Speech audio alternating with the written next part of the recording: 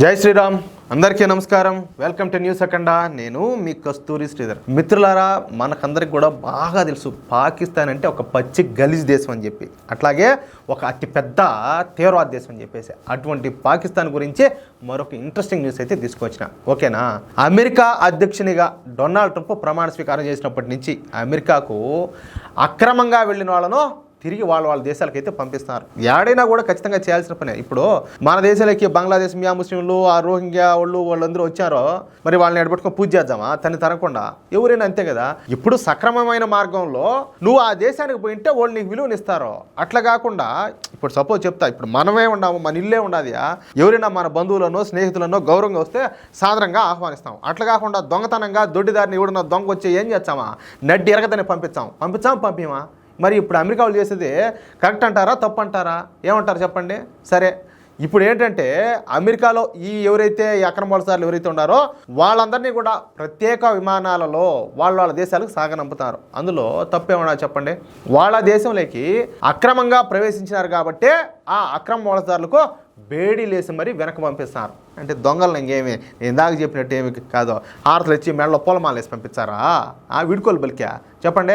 సరే, కానీ చాలామందికి ఇక్కడ తెలియని విషయం ఏందో తెలిసిన, మన మీడియా పొరపాటును కూడా చెప్పని విషయం ఏందయ్యా అంటే, డొనాల్డ్ ట్రంప్ ప్రభుత్వం లేదా డొనాల్డ్ ట్రంప్ ప్రభుత్వంలో పనిచేస్తున్నటువంటి అమెరికన్ పోలీసులు భారతీయులంటే కొంత సానుభూతితో ఉన్నారంట. అంటే మన మీద కొంత సింపతి ఉన్నది, భారతీయులంటే మంచివాళ్ళు రాన్నట్టు.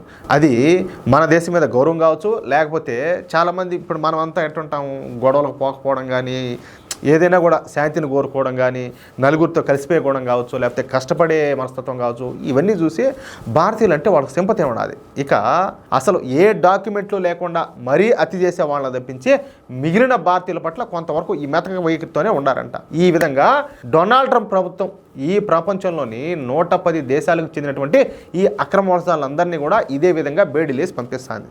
సరే, ఇంకా పాయింట్కి వద్దాం. ఇప్పుడు ఈ పాకిస్తాన్ వాళ్ళకు కూడా అదే గతి పట్టింది. అది అమెరికాలో కాదు. ఇదేమన్నా ఈ న్యూస్ ఏమన్నా అమెరికాలో జరిగిన దాని గురించి ఏమన్నా అనుకుంటారేమో, కాదు, మీకు అర్థమయ్యేట్టుగా చెప్తా. ఏకంగా 12 దేశాల్లో ఈ పాకిస్తాన్ వాళ్ళలో దాన్ని తరిమినారా నుంచి ఏం చెప్పేదా? ఆ దేశాల్లో ఏది ఈ 12 దేశాల్లో 10 దేశాలు ముస్లిం దేశాలే. ఇంకా మీకు వివరంగా చెప్తా, ఇంకా అర్థమయ్యేట్టుగా. డొనాల్డ్ ట్రంప్ ఎప్పుడైతే అమెరికాలోని అక్రమ వలసలను వెనక్కి పంపించడం మొదలుపెట్టాడో అప్పటి నుంచి మరికొన్ని దేశాలు కూడా తమ దేశంలో ఉన్నటువంటి అక్రమ వలసలను వెనక్కి పంపించడం ప్రారంభించాయి.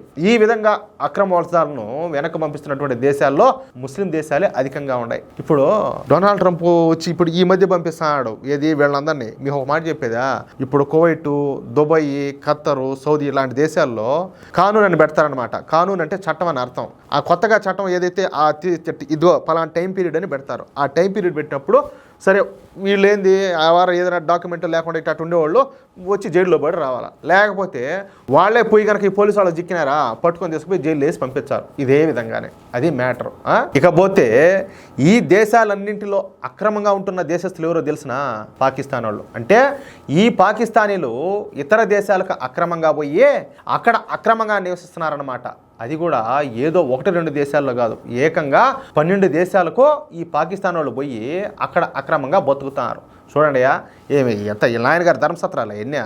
సరే, ఈ విధంగా అక్రమంగా నివసించినప్పటికీ ఏదో సైలెంట్గా బుద్ధిగా ఏదో కడుపు చేత పట్టుకొని ఏదో కష్టపడి పని చేసుకుంటారంటే అట్లా. వీళ్ళంతా ఏం చేస్తారంటే ఈ డ్రగ్స్ స్మగ్లింగు, ఆయుధాల స్మగ్లింగు, అమ్మాయిల అక్రమ రవాణా, ఆర్గాన్స్ ఏది ఈ అవయవాలన్నీ మనుషులు కిడ్నాప్ తీసుకుపోయి అవయవాలన్నీ తీసుకొని అంతా చేస్తారు కదా దారుణంగా, అలాంటి పనులు చేయడము, దొంగతనాలు, ఇవంతా కూడా దరిద్రపుట్టు పనులన్నీ కూడా చేస్తారంట. దీంతో తమ దేశంలో ఉండేటటువంటి పాకిస్తానీలను వెళ్ళగొట్టాలని చెప్పేసి ప్రస్తుతానికి 12 దేశాలు భావించినాయి. ఈ సంఖ్య ఇంకా పెరిగే అవకాశం కూడా ఉన్నది. ఇక ఈ 12 దేశాలు మొదటగా 131 మంది పాకిస్తానీలను ప్యాక్ చేసి మరి కరాచీకి పంపించేశారు.